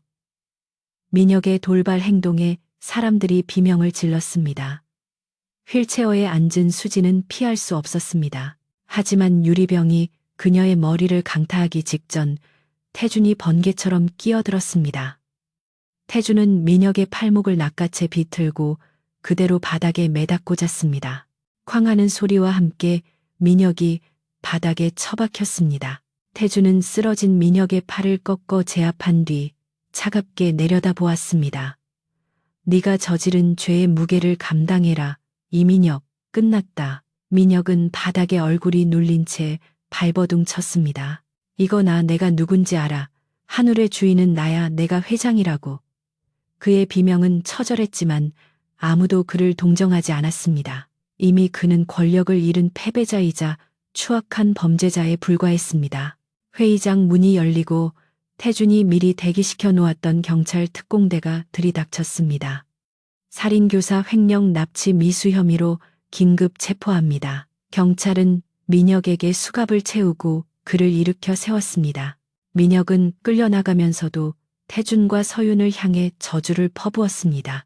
죽여버릴 거야. 가만 안 둬. 강태준, 한서윤. 내년도. 그의 목소리는 점점 멀어지며 복도 끝으로 사라졌습니다. 민혁이 사라진 회의장은 폭풍이 지나간 듯 어수선했습니다. 태준은 옷매무새를 가다듬고 다시 마이크 앞에 섰습니다. 그는 동요하는 주주들을 둘러보며 침착하게 입을 열었습니다. 불미스러운 일을 보여드려 죄송합니다. 하지만 이것은 한올그룹이 썩은 살을 도려내고 새 살을 틔우기 위해 반드시 겪어야 했던 진통이었습니다. 저는 오늘부로 제 조카 이민혁의 모든 직위를 박탈하고 법의 심판을 받게 할 것입니다. 또한 저 역시 관리 소홀의 책임을 통감하며 이사회의 재신임을 묻겠습니다. 태준의 진정성 있는 발언에 장내는 숙연해졌습니다. 잠시 후 한 주주가 자리에서 일어나 박수를 치기 시작했습니다. 그 박수 소리는 삽시간에 회의장 전체로 퍼져나가 우레와 같은 함성이 되었습니다. 그것은 태준에 대한 지지이자 정의가 승리했음에 대한 환호였습니다. 서윤은 그 모습을 바라보며 참았던 눈물을 흘렸습니다. 안도감과 벅차오르는 감정이 교차했습니다. 수진 역시 휠체어 위에서 조용히 흐느꼈습니다. 긴 악몽이 끝나는 순간이었습니다. 태주는 박수를 치는 사람들 사이에서 서윤을 바라보았습니다. 그의 눈빛이 부드럽게 휘어졌습니다. 수고했다. 그의 입모양이 그렇게 말하고 있었습니다. 주주총회가 태준의 압승으로 마무리되고 사람들은 하나둘 회의장을 빠져나갔습니다. 태준은 뒷수습을 위해 비서진들에게 지시를 내리느라 분주했습니다. 서윤은 창가에 서서 맑게 갠 하늘을 올려다보았습니다. 지난 며칠간의 일들이 주마등처럼 스쳐 지나갔습니다. 지옥 같았던 시간이었지만 동시에 그녀를 가장 강하게 만들어준 시간이기도 했습니다. 한서윤, 태준의 목소리가 들려왔습니다. 서윤이 뒤를 돌아보자 태준이 다가오고 있었습니다. 모든 짐을 내려놓은 듯 그의 표정은 한결 편안해 보였습니다. 이제 다 끝났어. 아버님 병원에는 잘 말씀드려놨으니 안심하고 가봐도 좋다. 서윤은 고개를 끄덕였습니다. 정말 감사합니다. 회장님. 회장님 덕분에 제 인생을 다시 찾았어요. 태주는 쑥스러운 듯 헛기침을 하며 시선을 돌렸습니다. 빚 갚는 셈치지. 너도 날 도와서 회사를 지켰으니 쌤쌤이다. 그의 투박한 위로 방식에 서윤은 웃음을 터뜨렸습니다. 두 사람은 잠시 말없이 서로를 바라보았습니다. 격정적인 사건들을 함께 겪으며 쌓인 신뢰와 미묘한 감정이 공기 중에 떠다녔습니다. 하지만 지금은 그것을 확인할 때가 아니라는 것을 둘 다 알고 있었습니다. 각자의 자리로 돌아갈 시간이었다. 태주는 한올그룹의 총수로서 무너진 신뢰를 회복해야 했고, 서윤은 서광제약의 후계자로서 아버지의 빈자리를 채우고 회사를 정상화해야 했습니다. 나중에, 아주 나중에 모든 게 정리되면 밥이나 한 끼 하지. 태준이 먼저 말을 꺼냈습니다. 서윤은 환하게 웃으며 대답했습니다. 네, 꼭 그럴게요. 그때는 제가 살게요. 서윤은 수진과 함께 병원으로 향하기 위해 회의장을 나섰습니다. 태주는 그녀의 뒷모습이 사라질 때까지 자리를 지키고 서 있었습니다. 그의 어깨를 짓누르던 형에 대한 부채감이 조금은 덜어진 느낌이었습니다. 그는 창밖을 내다보며 혼잣말을 중얼거렸습니다. 형님, 이제야 숙제를 마친 기분입니다. 보고 계시죠? 서울 도심은 언제 그랬냐는 듯 다시 활기를 되찾고 있었습니다. 뉴스 속보에서는 이민혁의 구속과 한올그룹의 쇄신한 발표가 흘러나오고 있었습니다. 악은 처벌받았고 정의는 실현되었습니다. 하지만 이것이 끝이 아님을 태주는 알고 있었습니다. 권력의 세계에서 또 다른 적들은 언제나 도사리고 있을 테니까요. 다만 이제는 혼자가 아니라는 사실이 그를 더욱 단단하게 만들었습니다. 며칠 뒤 서윤은 아버지의 병실에서 뉴스를 보고 있었습니다. 화면 속의 태주는 기자들의 질문에 능숙하게 대처하며 그룹의 비전을 발표하고 있었습니다. 강인하고 빈틈없어 보이는 그 모습 뒤에 숨겨진 따뜻함을 아는 사람은 아마 자신뿐일 것이라 생각하며 서윤은 미소 지었습니다. 아버지의 손을 잡은 그녀의 손에는 이제 약혼 반지 대신 만년필이 들려 있었습니다. 그녀는 이제 누군가의 아내가 아닌 한 명의 경영인으로서 당당하게 홀로 서기를 시작하고 있었습니다. 계절이 3번 바뀌고 서울에는 다시 벚꽃이 흩날리는 봄이 찾아왔습니다. 지난 겨울 한올그룹을 강타했던 거대한 폭풍우는 언제 그랬냐는 듯 잠잠해졌고 그룹은 강태준 회장의 강력한 쇄신 정책 아래 전성기를 맞이하고 있었습니다. 서울중앙지방법원 앞에는 수많은 취재진이 장사진을 이루고 있었습니다. 오늘은 한올그룹 전 본부장 이민혁의 최종 선고 공판이 있는 날이었기 때문입니다. 법정 안의 공기는 무겁게 가라앉아 있었습니다.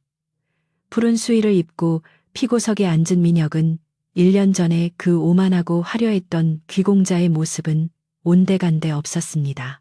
징한 눈동자와 덥수룩한 머리, 그리고 초점 없는 시선은 그가 감옥 안에서 얼마나 피폐해졌는지를 보여주었습니다. 그는 수진이 살아 돌아온 그날 이후 급격한 정신 이상 증세를 보이며 현실과 망상을 오가고 있었습니다. 재판장은 엄숙한 목소리로 판결문을 낭독했습니다. 피고인 이민혁은 자신의 지위와 권력을 이용하여 무고한 사람들을 해치고 사기 결혼을 통해 기업을 강탈하려 했으며 심지어 살인을 교사하는 등 죄질이 극히 불량하다. 이에 재판부는 피고인을 사회와 영구히 격리할 필요성을 느낀다. 피고인에게 무기징역을 선고한다. 탕탕탕. 판사가 의사봉을 두드리는 소리가 법정에 울려 퍼졌습니다. 방청석에 앉아있던 피해자 가족들은 서로를 끌어안고 오열했습니다. 하지만 민혁은 판결을 듣고도 아무런 반응이 없었습니다. 그는 그저 허공을 응시하며 알 수 없는 웃음을 흘릴 뿐이었습니다. 내 거야, 다 내 거야, 서윤아, 삼촌. 그의 중얼거림은 교도관들의 손에 이끌려 나가는 순간까지도 계속되었습니다. 법정 뒤편 방청석 구석에 앉아있던 태주는 그 모든 과정을 말없이 지켜보았습니다. 조카에게 무기징역이라는 무거운 형벌이 내려지는 순간 가슴 한구석이 묵직하게 내려앉았습니다. 그것은 동정심이 아니라 형과의 약속을 지키지 못했다는 마지막 죄책감의 무게였습니다. 그는 자리에서 일어나 옷매무새를 다듬었습니다. 이제 정말로 과거와의 작별을 고할 시간이었습니다. 법원을 빠져나온 태주는 대기하고 있던 차에 올랐습니다. 비서실장이 백미러를 통해 조심스럽게 물었습니다. 회장님, 바로 본사로 가시겠습니까? 오후에 임원회의가 잡혀 있습니다. 태주는 창밖으로 흩날리는 벚꽃잎을 바라보며 잠시 생각에 잠겼다가 고개를 저었습니다. 아니, 약속 장소로 가지.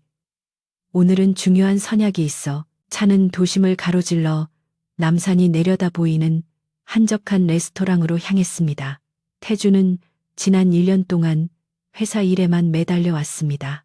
민혁이 망쳐놓은 계열사들을 정리하고 부패한 임원들을 쳐내며 투명한 경영 시스템을 도입하느라 하루 24시간이 모자랄 지경이었습니다. 그 치열한 시간 속에서도 문득문득 떠오르는 얼굴이 있었습니다.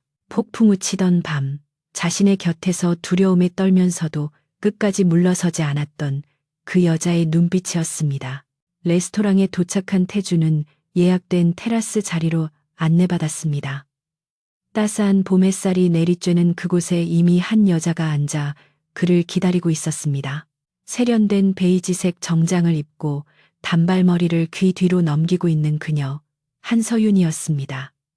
그녀는 더 이상 누군가의 보호가 필요한 가련한 여자가 아니었습니다. 서광제약의 대표이사로서 회사를 성공적으로 이끌고 있는 어엿한 사업가였습니다. 오래 기다렸나? 태준이 다가가며 인사를 건넸습니다. 서윤은 자리에서 일어나 환한 미소로 그를 맞이했습니다. 아니요, 저도 방금 도착했어요. 회장님, 아니 태준 씨. 그녀가 장난스럽게 호칭을 바꾸자 태준은 피식 웃음을 터뜨렸습니다. 그래, 밖에서는 그렇게 부르기로 했었지. 아직은 좀 어색하군. 두 사람은 마주 앉아 서로의 근황을 물었습니다. 서광제약은 민혁의 방해 없이 신약 개발에 성공하여 글로벌 제약회사로 발돋움하고 있었고 서윤의 아버지도 건강을 회복하여 고문으로 물러나 여생을 즐기고 계신다고 했습니다. 태주는 한올그룹의 변화에 대해 이야기했습니다. 딱딱한 비즈니스 이야기였지만 두 사람 사이에는 편안하고 따뜻한 기류가 흘렀습니다. 식사가 나올 무렵 서윤이 조심스럽게 민혁의 이야기를 꺼냈습니다. 오늘 판결이 났다고 들었어요. 무기징역이라면서요. 태주는 와인잔을 만지작거리며 고개를 끄덕였습니다. 그래, 죗값을 치르는 거지. 그 녀석에게는 감옥이 차라리 안전할지도 몰라. 밖으로 나오면 자신이 저지른 일들의 무게를 감당하지 못해 미쳐버릴 테니. 서윤은 씁쓸한 표정을 지었습니다. 한때는 사랑했다고 믿었던 남자의 비참한 말로가 안타깝기도 했지만 이제는 그 감정조차 희미해져 있었습니다. 참 이상하죠. 1년 전만 해도 제 인생이 완전히 끝났다고 생각했는데 그때 당신이 내 손을 잡아 끌고 예식장을 나오지 않았다면 저는 지금쯤 이 세상 사람이 아니었거나 정신병원에 갇혀 있었겠죠. 태주는 서윤을 바라보았습니다. 햇살을 받아 반짝이는 그녀의 얼굴에서 강인함과 아름다움이 동시에 느껴졌습니다. 나도 마찬가지야. 네가 아니었다면 나는 평생 죄책감에 시달리며 괴물을 방관한 비겁자로 살았을 거야. 너를 구한 게 아니라 네가 나를 구한 거지. 태준의 진심 어린 고백에 서윤의 볼이 붉어졌습니다. 우리 참 험한 꼴 많이 봤잖아요. 서윤이 웃으며 말했습니다.